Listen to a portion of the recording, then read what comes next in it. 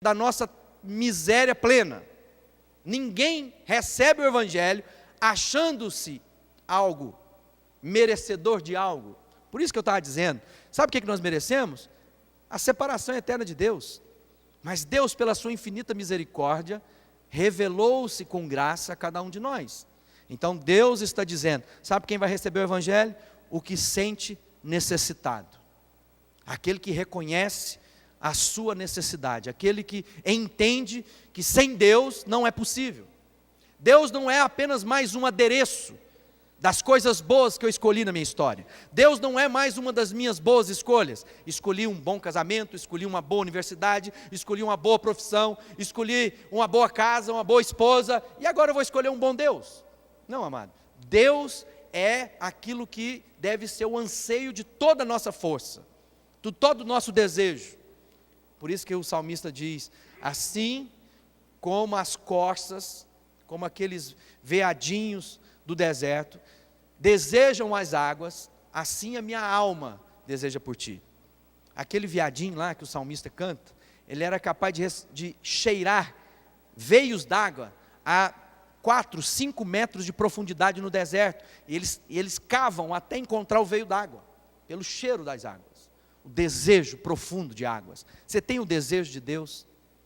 Ao ponto de se dedicar à palavra de Deus, para cavar na palavra de Deus, para encontrar a vida da palavra de Deus, para se encontrar naquilo que as Escrituras Sagradas dizem a seu respeito, a respeito da sua casa.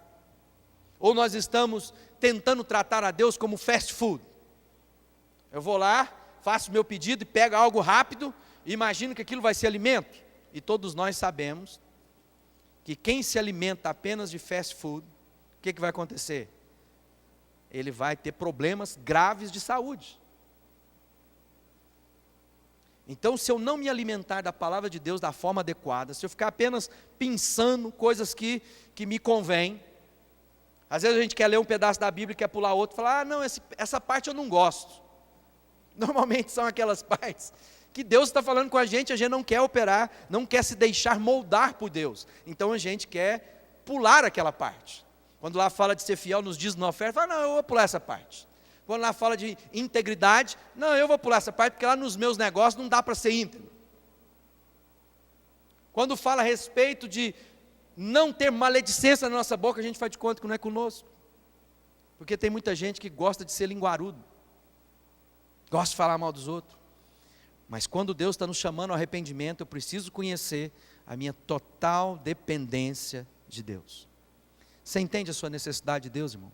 João Batista estava dizendo sobre isso, Jesus estava dizendo sobre isso, João Batista chamava ao arrependimento, e Jesus agora está dizendo, olha, fala para João Batista que é isso mesmo, eu sou aquele a quem ele previa que viria. É interessante ver que Jesus dá um testemunho a respeito de João Batista. João Batista era meio maluco, aquele cara meio underground, ele era alguém meio assim, despenteado, vestido de roupa de pele de bicho, ele se alimentava de gafanhoto, ele ficava lá no deserto dizendo ao povo, arrependam-se, arrependam-se, era um ermitão.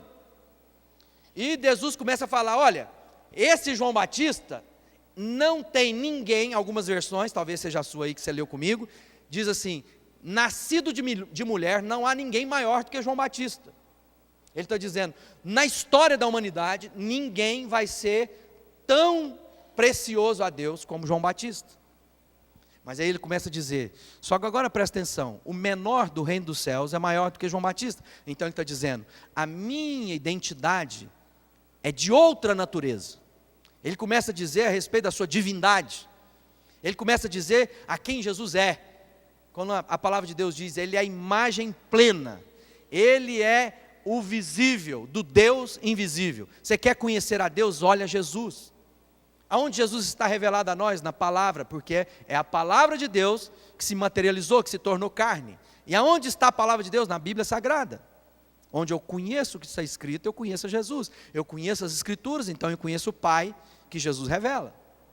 E é interessante que ele começa a dizer, olha, porque João, verso 10, é aquele a quem a respeito as Escrituras dizem, aqui está o mensageiro, disse Deus, eu enviarei adiante de você para preparar o seu caminho. João Batista veio anunciar aquilo que seria o maior evento da história, onde Cristo se faz gente e habita entre nós. A virgem fica grávida. João Batista viria anunciar. E qual era a mensagem de João Batista? Arrependei-vos. Você já se arrependeu na sua vida? Eu vejo que muita gente às vezes encontrou Jesus, mas não tem o momento da conversão. E fala assim, não, minha vida eu sempre fui bom. Eu tinha uma amiga nossa que ela falava assim, não, eu era da lama, mas era uma lama limpa. Já viu? Já viu porco, amado? Porco é o seguinte, você pode criar ele dentro de casa. Você pode, aqueles porquinhos pequenininhos, que as pessoas, aquele rosinha, tem gente criando aquilo como bicho de estimação. Então cuida do porco, dá banhozinho no porco, passa perfume no porco, põe nome, põe pulseirinha no porco, coloca colarzinho no porco. Só que a hora que ele soltar o porco, sabe para onde o porco vai? Direto para a lavagem.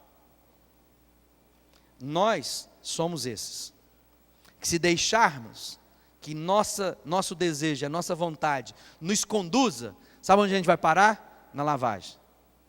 Para não falar no cocô.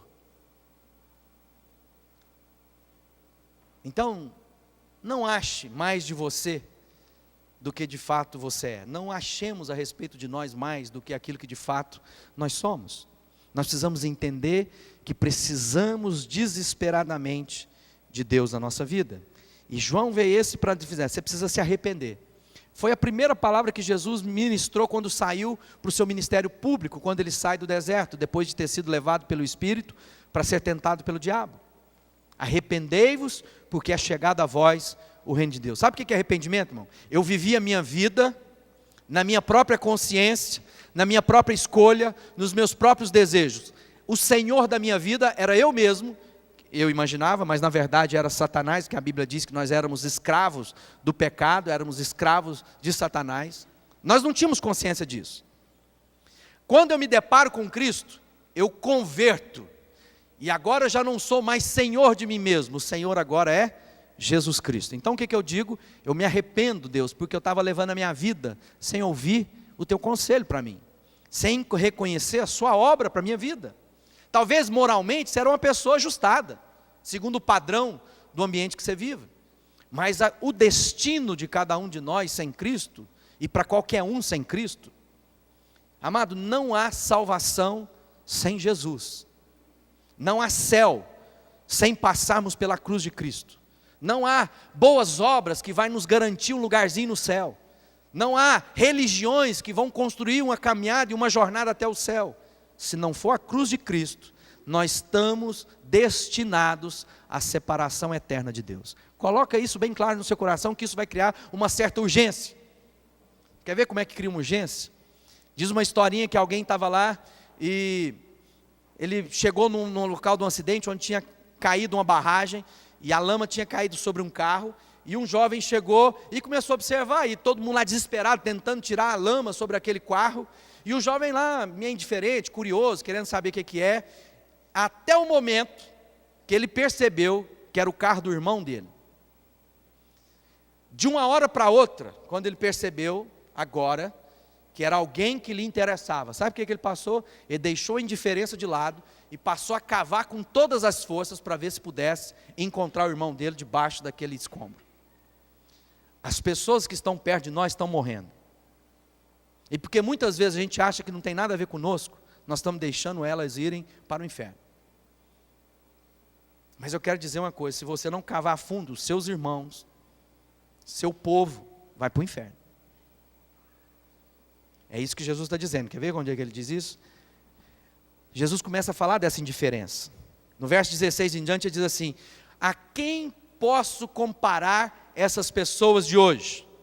São como crianças sentadas na praça, um grupo grita para o outro: olha, nós tocamos música, vocês não dançam. A gente começa a tocar lamentação, vocês não choram. Então, Jesus está começando a falar de novo da figura de João Batista e dele mesmo. Porque ele diz, olha, João Batista era aquele que era aferrado a uma vida de pureza, ao ponto de se separar da sociedade. E as pessoas diziam, ele é doido, comedor de gafanhoto. E ninguém ia lá para crer e se colocar aos pés para ouvir o que João Batista estava dizendo. Aí agora Jesus diz, e agora vem o Filho do Homem que come e bebe, também ninguém quer dançar essa música. Ou seja, não serve para você nem aquela fé que é forte, que é necessário abrir mão de tudo, e nem essa de Jesus que participa da festa de casamento, que multiplica vinho. Então, amado, Deus está dizendo, irmãos, Deus vai vomitar aquele que é morno. Lá em Apocalipse, no capítulo 3, verso 16, diz assim, mas porque são apenas mornos, nem frios nem quentes, vou logo vomitá-los da minha boca. Jesus está dizendo assim, olha, você precisa tomar uma posição na sua vida. Não adianta você imaginar que vai cozinhar Deus na sua relação com Ele, a banho-maria. Você nem quer se envolver em demasia ao ponto de ter mudar sua agenda, e nem também quer ficar tão longe ao ponto de ter total consciência que você está indo para o inferno. Então você quer encontrar um lugar de segurança, onde você pode dizer, não, eu tenho minha devoção a Deus, eu não me envolvo mais, eu não quero mais muita coisa, mas eu e Deus, sou eu e Deus sabe. Amado, isso é conversa do diabo. Porque o diabo sabe que se ele te cozinhar morninho, Jesus vai te vomitar. Jesus vai te colocar para fora. Então Deus está dizendo para mim e para você, vocês olharam para João Batista, vocês estão vendo o meu testemunho agora, Jesus está dizendo, e eu quero dar uma coisa para você. Vocês nem choram, nem se alegram com nada. Nada que é apresentado para vocês, vocês se alegram ou choram. Não há constrangimento, não há clamor, não há desespero de olhar para o seu pecado e dizer, se Cristo não entrar na minha vida eu vou morrer.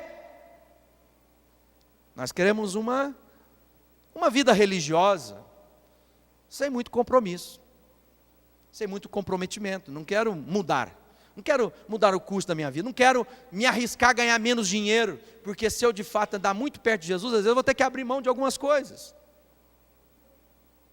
de alguns prazeres.